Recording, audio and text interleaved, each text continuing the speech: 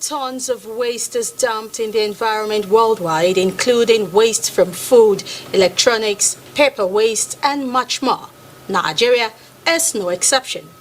If this trend continues unabated, there would no longer be room for all the things we consider to be waste, and the threats they pose to the health of the environment will increase. Experts say creative ways to eliminate and reduce waste are important and should be adopted. In Nigeria, government, individuals, and businesses are leaning towards sustainable development and environmental protection. And recycling is one of the options being explored. It kills two birds with a stone. First, it promotes environmental sustainability by preventing pollution, flash floods, and diseases. Secondly, recycling is a huge economic venture with opportunities, transforming waste into new and valuable products. It also reduces production costs and create jobs. So in Panorama, we shall be looking at how recycling can reduce over-reliance on raw materials, impact of recycling on the environment in Nigeria, and the long-term effects.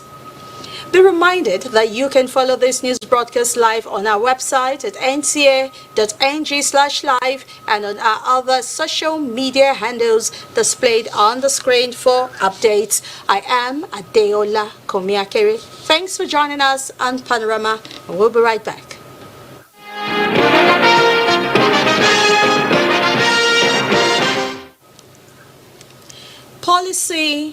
A policy think tank, Independent Media and Policy Initiative, has stated that with verifiable data at their disposal, Nigeria has a robust investment climate under President Bola Tinubu, contrary to the narrative of an economy showing investor confidence. In a statement signed by the chairman of the policy group, Niya Kinsiju, the think tank came to the conclusion after a comparative analysis between Nigeria, India, and the United Kingdom.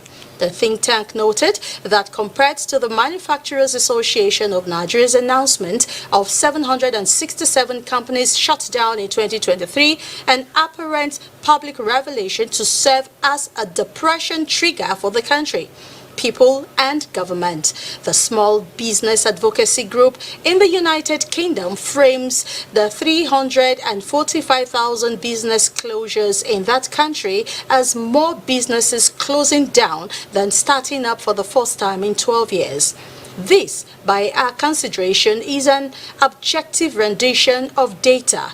It is obvious that the 767 companies shut down in Nigeria do not in any way come close to the 345,000 closures recorded in the United Kingdom in that same period. The policy group also observed that some days ago, the country attracted 23.8 billion naira in investment from food processors, GB Foods, which opened a 20 billion naira state-of-the-art tomato processing plant in Kebbi State to reduce the importation of tomato paste in the country. The company can process 226,300 metric tons of tomatoes each year. The group said the commencement of operation at the 650,000 barrels a day, $19 billion Dangote refinery is on course. The refinery has received its full complement of 6 million barrels of a mix of Nigeria and American crude preparatory to streaming. The crude oil in storage will facilitate the initial run of the refinery as well as kickstart the production of diesel, aviation fuel, and liquefied petroleum gas LPG before subsequently progressing to the production of a premium motor spirit PMS. It is Africa's biggest oil refinery and the world's biggest single train facility, it added. The policy group contended that there are many positive stories from the Nigerian economy to show that the country is on the track and urged the opposition to resist the temptation to demarket the country. For Nigeria to make meaningful and compact progress in political, economic, and social affairs, there is need for a people-oriented constitution with coordinated input from all sections of the country. This sums up deliberations at a national constitutional dialogue organized by the Patriots, a group of eminent Nigerians in honor of foremost constitutional lawyer, late Professor Ben Wabweze. The lingering political challenges, economic logjam, demographic and geographical issues that Nigeria as a nation has been battling with were on the front burner as eminent Nigerians under the auspices of the Patriots converged on Lagos to proffer solutions. Speakers at the colloquium highlighted the process of making Nigeria great again through a constitution that will guarantee equitable distribution of the nation's wealth, human rights expressions, true and fiscal federalism. Either we accept the 2014 National Conference as acceptable platform or relatively inexpensive directly elected constituent assembly. We need to decentralize, give the states more authority, and have our zones, all states as a federated unit. There were inspiring discussions from elder statesmen on restructuring the nation constitutionally. It's not the National Assembly that will make those amendments. And it makes a lot of logical sense. It is for the National Assembly to set up, to constitute a law, a simple law, where the people will come together and make those amendments for themselves. We'll provide our offices to collaborate with the Patriots and all well-meaning Nigerians to move and promote that bill that will now establish the referendum commission for us to have and make a pathway. Whatever this National Referendum Commission, NRC, collates together to a referendum of the Nigerian people. Recommendations from this colloquium is expected to be presented to the Presidency and the National Assembly for further deliberation and adoption. The ROI Economic Forum has commended ongoing reforms by President Bola Tinubu, particularly the signing of an executive order in the oil and gas sector for economic prosperity. At an engagement with the Minister of Information and National Orientation, Mohammed Idris, Nigeria's business community has been assured of sustainable policies that will transform and harness the nation's mineral deposits for the prosperity of the country and her citizens. Also seen that the executive order that he has signed is aimed at pushing this further and ensuring that Nigeria as a country takes full benefit of this God-given potential. And the investors are also reaping the benefit of their investments in this country. The president has always said, gone are the days when you bring money into this country and then you are afraid of getting your monies out. Anybody, any investor that is bringing money into this country now is assured of taking out his profit at any time he wants, provided you follow the legal and the laid down procedures. We appreciate what the federal government has done, and we appreciate what has been the plan or the vision that's attached to that document. And that's the reason why we made our little contribution in the sense that whenever the federal government is doing something, it would like it to be an all-encompassing, wholesome approach so that all sectors and all parts of the nation will benefit from the vision that the President has for the nation. ROI Economic Forum is a non-voluntary organization working with relevant stakeholders and the government for the prosperity of North and the country at large. And to other reports now, the National Assembly is rejigging the students' loan access to higher education law to make implementation seamless. National Assembly correspondent Lami Ali reports that a public hearing on the executive bill was attended by ministers from the Education, Youth and Finance ministries. Our President Bola Ahmed Tinubu, he has said times without number that he does not want a single Nigerian youth, girl or boy, to be out of school because he cannot afford it. In fulfillment of his campaign promise of building the intellectual capacity of Nigerian youths to compete with their peers in other parts of the world, President Bola Tinubu assented to the Students' Loans Bill on June 12, 2023. To march words with action, 200 billion naira was made available to float the scheme. Challenges were, however, identified relating to management structure of the National Education Loan Fund, eligibility requirements, sources of funds and disbursements, among others, which necessitated the repeal and reenactment of the Act. There is no underscoring the fact that the access to quality education is a pressing concern for many Nigerian students, particularly the children of the masses. Poverty should never be a barrier to education. It is our duty to dismantle these barriers and pave the way for all Nigerians to contribute meaningfully to national economic growth and development. Inputs at this public hearing will be scrutinized and adopted on merit. The Federal Ministry of Youth Development should be a member of the board. Please refer to page 7 and 8 of the bill. The Federal Ministry of Youth Development is excluded. Only the Ministry of Education and the Ministry of Finance are members. This definition, we believe that the use of school, there are few errors. Where they use school, school is not institution. School is a part of an institution of higher learning. So we believe that institutions as defined in the law should be kept. Wherever school is used, should be amended to institution. That your views at this joint public hearing will go a long way in assisting the committee make an informed recommendation.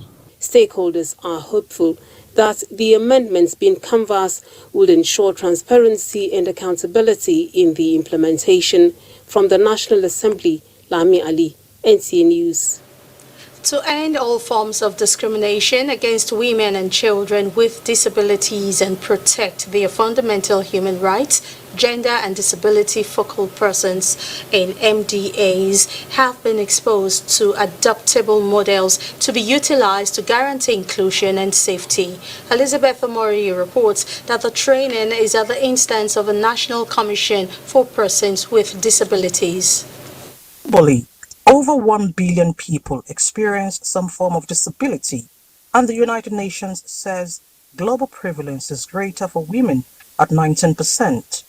This underscores the importance of this interactive session for focal persons in MDAs to be acquainted with social and human rights models to advance issues of disabilities. From time to time, the focal persons will be updated and will be trained and will be encouraged to pursue inclusion in their various ministries. These models seek to address issues of accessibility, healthcare, stereotyping, unemployment, as well as protection of rights.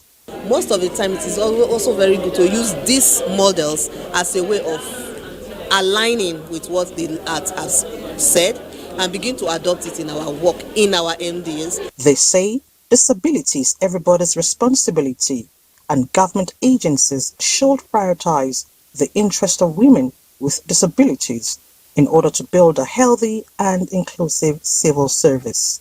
In Abuja, Elizabeth Omori, NTA News.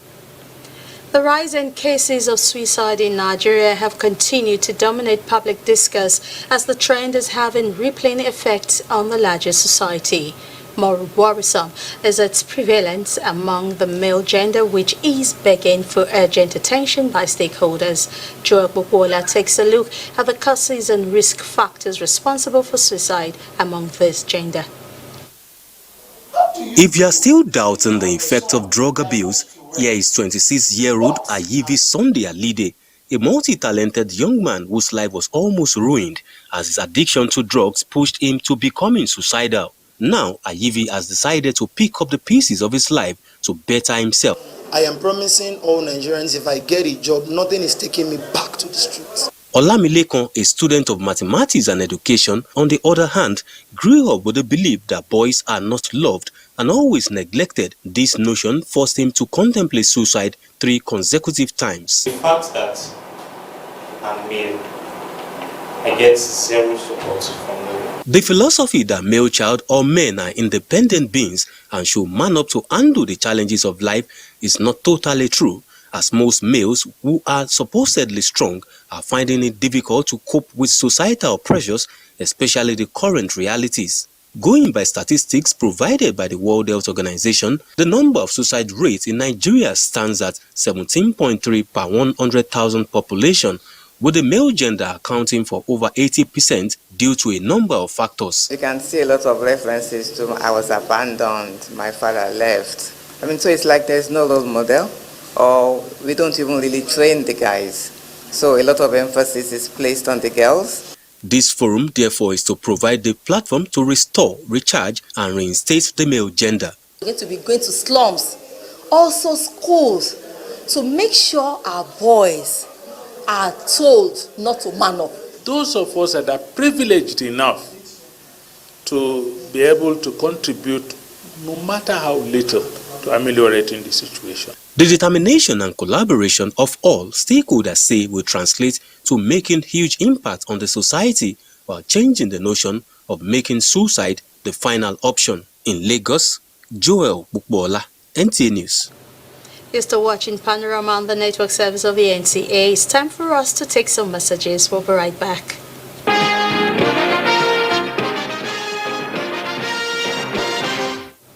Many thanks for staying with us. Nigeria is among the nations in Africa that generate large quantities of solid waste. Despite huge potential in the sector, the responsibility of solid waste management in states across the country is mostly in the hands of government. Our correspondent Larry Belay takes a look at the existing ecosystem of recycling in Nigeria and the way forward. Nigeria's consumption capacity holds great potential for recycling. It is an untapped gold mine that can contribute to economic growth. And if managed efficiently, recycling will not only bring about cleaner, healthier environment by improving air and water quality, it will also promote biodiversity conservation, job creation, and can serve as source of renewable energy. The World Bank projects that 72 million tons of waste will be generated yearly by 2025. Currently, only a small portion of this is collected for recycling. A greater percentage of the waste ends up in dump sites, drainages, wetlands, waterways, and oceans. Plastic must be recycled so it can be used over and over and over again. Then it's far more sustainable. Apart from that, we also will be saving costs in the long run. So the plastics that's been produced that is out there already, instead of using them and just throwing away to mess up the environment, let's get them, bring them back to recycle and reuse. If we do that, you'll find out that our plastic footprints in the environment will drop drastically. Logistic barriers to waste management include cumbersome and unreliable collection of recyclable waste, insufficient capacity, and limited implementation of integrated waste management systems. These challenges environmentalists say needs to be addressed, particularly in urban areas. If the nation is to effectively collect, manage, and convert waste to useful products. Another essential component is the need for greater private sector involvement so that the nation can broadly explore more opportunities in recycling. In Lagos, Larry Belay, NTA News. And to talk more on recycling and its importance to the environment, I have with me Dr. Fadera Williams, a sustainable development advocate and landscape architect. I beg your pardon. You're welcome to the program. Thank you for having me. Okay, now you have seen our report now. Are all waste materials recyclable? How can we make recycling more viable in Nigeria? Well, first of all, we have different kinds of resources. So we have renewable resources and non-renewable resources. And when it comes to waste, waste can come from renewable resources and some can come from non-renewable resources.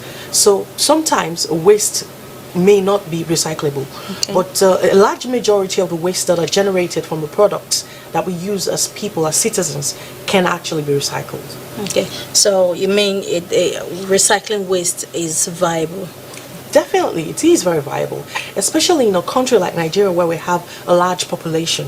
One of the interesting things about waste in Nigeria is that Nigeria contributes about 32 million tons of waste every year to waste in the global context. And when you even look at the rating of Nigeria when it comes to the country that manages waste properly, Nigeria is rating very low compared to Seychelles and Guinea, Equatorial Guinea. Nigeria is like 12.6, they are like 63 out of 100, and that is something that is worrisome because our population makes us more vulnerable to having more waste, and at the same time provides an opportunity for us to actually be a viable waste economy.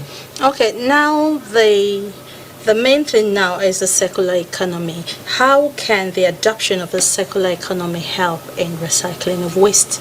Okay, so first and foremost, when we talk about circular economy, we're just talking about how waste can have a life cycle where it is totally used, and at the end of that life cycle there's still something that can be done to it, and that's what many companies are beginning to adopt all over the world, a scenario where we can have zero waste scenario, such that what we consider as waste at a particular level can also be still used at another level. And where Nigeria is concerned, this is where Nigeria is looking at now. That's where the whole world is directed towards, and as a nation we are also directed towards that. Okay, now it's like the petroleum sector where the crude, you make use of every crude product until you get to the very last. So waste is like that, I suppose. Exactly. All right, now, so how can we change the mindset of the average Nigerian when it comes to, the tradition of using items and, disposing them indiscriminately? I think generally our waste disposal mentality is very terrible.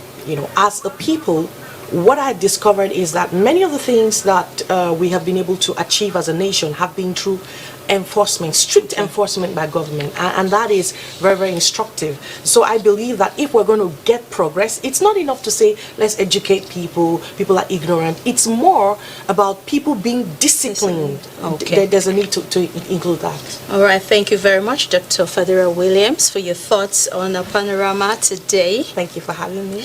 All right, so it's now time for us to take sports. And that wraps up Panorama from the Lagos Network Center. Thank you for staying with us. I am Adeola Komiakere saying enjoy the rest of your day.